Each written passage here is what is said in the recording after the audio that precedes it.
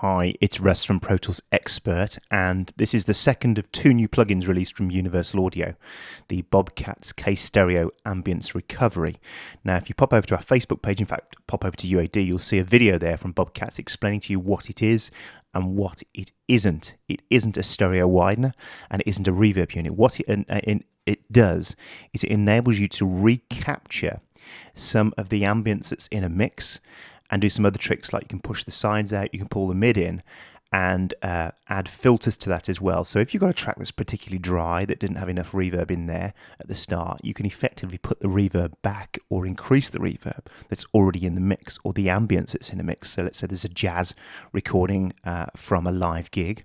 You can actually pull that reverb back in or take it out. I can imagine using it in post as well for crowd noises and stuff like that. So it has a number of uses, and I don't think it's just for music. So I'd love to see some post stuff push through this.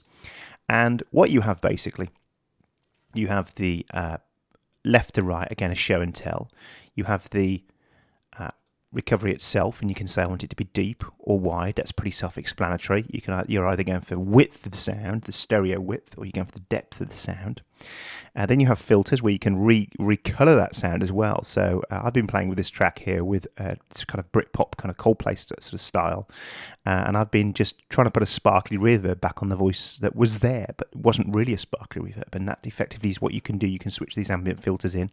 You have a low pass filter. You can take all the bass all out. So I've got it 267 hertz. It's quite a way up already. So there's no bass in there. Then you can tune a second frequency here from 150 to 10k, and you can put quite a tight Q on it if you want and get very forensic, and then push the gain, and then you have a high roll off if you don't want it to be splashy. Then we have mid-side stuff, so you can actually, what I've been experimenting with, you can push a vocal back up in the mix or pull it back in the mix, or you push the mix back around the vocal, or go for width as well. A couple of meters here. And then you have left and right gain with a linking control. So you've got the possibility of using them as two mono gains or a left and right gain. And to be honest, it's pretty straightforward. So here's a track I've done already, I've been playing with. You are holding on to... So I'll turn it off first. You are holding on to me. Here we go. And you are running to me, Lord. So let's just let's go further on the track here. My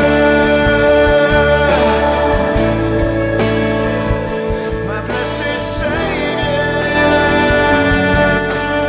So you go, I've already pushed it there. So what we can do instead is we can pull the sides back. My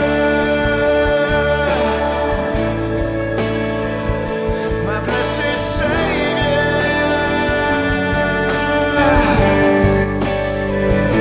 My blessed Savior.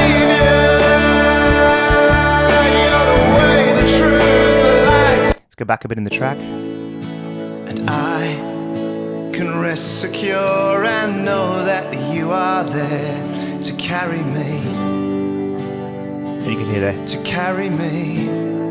Listen to it here. Lord, when it's dark,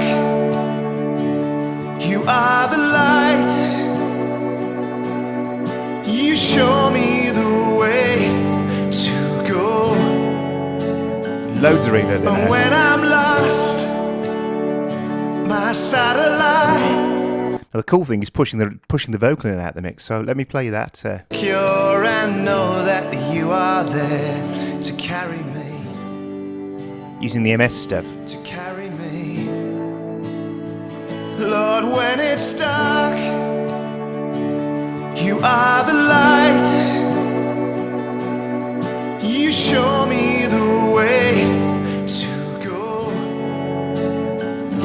And when I'm lost, pull the sides back in. My satellite, you lead me the right way home. My blessed Savior.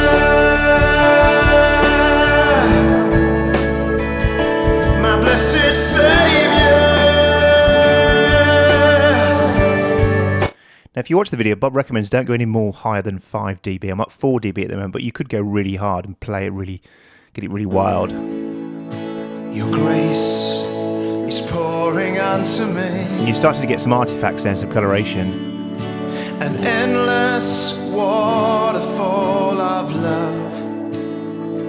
Very nice. And I can rest secure and know that you are there to carry me.